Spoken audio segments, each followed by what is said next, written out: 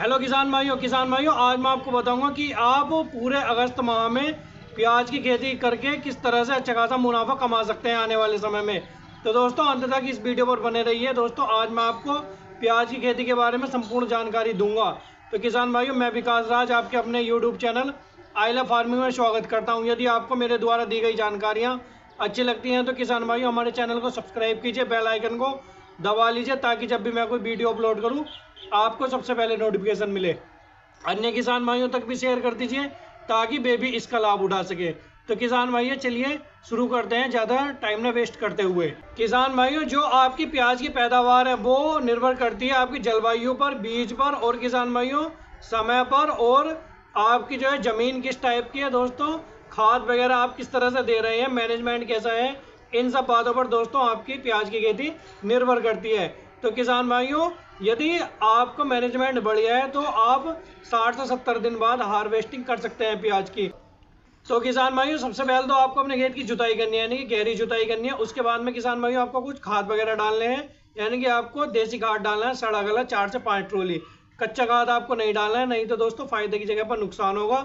और किसान भाइयों जो आपका खाद है, यदि कच्चा खाद आपके पास नहीं है आपके पास तो दोस्तों आप बर्मिंग कंपोस्ट खरीद लीजिए, लेकिन कच्चा खाद मत डालिए। किसान भाइयों इसमें आपको रासायनिक खाद भी डालने हैं, जैसे आपको 1 bag DAP, 2 bag SSP. DAP होता है दोस्तों डाई अमोनियम फॉस्फेट, और एसएसपी होता है सिंगल सुपर फास्फेट। और किसान भाइयों इसमें आपको 30 से 40 किलो के बीच में आपको पोटाश डालना है, दानेदार म्यूरेट ऑफ पोटाश। और किसान भाइयों आपको 10 किलो प्रति एकड़ के हिसाब से आपको उसमें मिला लेना है बेंटोनाइट सल्फर। ये दोस्तों आपकी जो प्याज होती है ये दोस्तों इसमें तीखापन लाता है, जो आपका बेंटोनाइट सल्फर होता है। और दोस्तों आपको प्रति एकड़ के हिसाब से 10 किलो डालना है। और किसान भाइयों आपका पौधा आने वाले समय में ग्रोथ करे और उसमें जड़ से संबंधित बीमारियां न हो, क्योंकि किसान भाइयों प्याज की फसल में बहुत ज़्यादा जड़ से संबंधित बीमारियां और दोस्तों रोग वगैरह आने वाले समय में आते हैं। तो दोस्तों आपको मैनेजमेंट अच्छे से करना है। आपको किसान भाइयों सीविड फर्टिलाइजर ये अपने खेत में डालना है। और किसान भाइयों इसमें आपको जिससे पौधे का विकास हो और दोस्तों आपका जो है किसान भाइयों कंद बढ़िया हो, उसके लिए आपको किसान भाइयों लेना है फुलविक एसिड। ये दोस्तों आपको अपने खेत में डालने हैं, तो दोस्तों आपको पौधा बढ़िया रहेगा, कंद बढ़िया रहेगा। और किसान भाइयों आपका जो फर्टिगेशन आपको करना है पहले, तो किसान भाइयों इस तरह से आपको करना है। और यदि आपके खेत में बारिश ज़्यादा होती है, यानी कि दोस्तों आपको ये पता है कि हमारे यहाँ पर बारिश ज़्यादा होती है और आने वाले समय में भी होगी, तो किसान भाइयों इसमें आपको पहले से ही सतर्क रहना है और दोस्तों पहले से ही आपको प्लान बना करके चलना है। तो किसान भाइयों इसमें आपको दीमक और फंगस वगैरह आगे को देखने को मिलेंगे। तो किसान भाइयों इसके लिए आपको अभी से ही 4 किलो प्रति एकड़ के हिसाब से रिजेंट लेना है। और दोस्तों आपको रोको एक फर्टिलाइजर आता है किसान भाइयों, वो आपको लेना है और दोस्तों ये आपको डालने हैं। तो दोस्तों आप देखेंगे कि आपका जो पौधा है बहुत अच्छे से ग्रोथ करेगा और दोस्तों आपकी जो हार्वेस्टिंग है वो बहुत ही बढ़िया निकलेगी, क्योंकि आपका उत्पादन बढ़िया होगा आने वाले समय में। किसान भाइयों आपको जब अपनी प्याज लगानी है वो बेड विधि से लगानी है, क्योंकि किसान भाइयों आपको ज़्यादा दूरी नहीं रखनी है अपने जो है उसमें बेड के बीच में।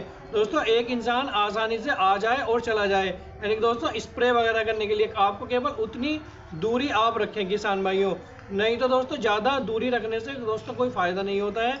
आपकी जो कांदियाँ हैं जो दोस्तों आपके काड़ है वो सीधे सीधे हो जाएंगे, यानी कि दूर दूर हो जाएंगे, तो दोस्तों आपका उत्पादन ही कम होगा और कुछ नहीं होगा। तो दोस्तों आपको इस तरह से करना है। और आपको पौधे से पौधे की दूरी आपको रखनी है 4 इंच, और दोस्तों आपको एक मेड़ से दूसरे मेड़ की दूरी रखनी है आपको किसान भाइयों 5 इंच। इस तरह से दोस्तों हमको 4x5 की आपको दूरी रखनी है। और किसान भाइयों तब आप देखिए कि आपको दोस्तों कितना अच्छा बेनिफिट मिलता है। जो मैंने आपको खाद वगैरह रासायनिक खाद वगैरह आपको मैंने बताए हैं, और दोस्तों जुताई वगैरह आपको इस तरह से करनी है। और दोस्तों स्प्रे शेड्यूल आपको बढ़िया रखना है, रख रखाव बढ़िया रखना है। तो दोस्तों आप आने वाले समय में प्याज से अच्छा खासा मुनाफा कमाएंगे। और यदि किसान भाइयों जब आपकी फसल 30 से 40 दिन की हो जाती है तो दोस्तों जो हरी प्याज के लिए वो तैयार हो जाती है। तो किसान भाइयों आप हरी प्याज के रूप में उसे अच्छे रेट मिल रहे हैं तो दोस्तों आप उसे हरी आल के रूप में बेच दीजिए दोस्तों। और यदि दोस्तों रेट अच्छे नहीं है तो दोस्तों आप उसे पका लीजिए, यानी कि उसे जो कंद बनने दीजिए आप उसे प्याज बना करके बेच दीजिए। तो दोस्तों इस तरह से आप कर सकते हैं। और किसान भाइयों, जो आपको बीज चाहिए होता है वो 8 से 9 क्विंटल प्रति एकड़ के हिसाब से, यानी कि जो कांदियाँ होती है वो चाहिए होती है। और किसान भाइयों, आपको एक जैसा बीज लेना है, यानी कि दोस्तों आपको जैसे एक साइज का बीज लेना है, यानी कि छोटा मोटा बीज इस तरह से नहीं लेना है। और यदि दोस्तों इस तरह का बीज आपके पास है, आपने कहीं से परचेज कर लिया है, ले लिया है, तो किसान भाइयों आप छोटा बीज एक तरफ कर लीजिए और बड़ा बीज एक तरफ कर लीजिए।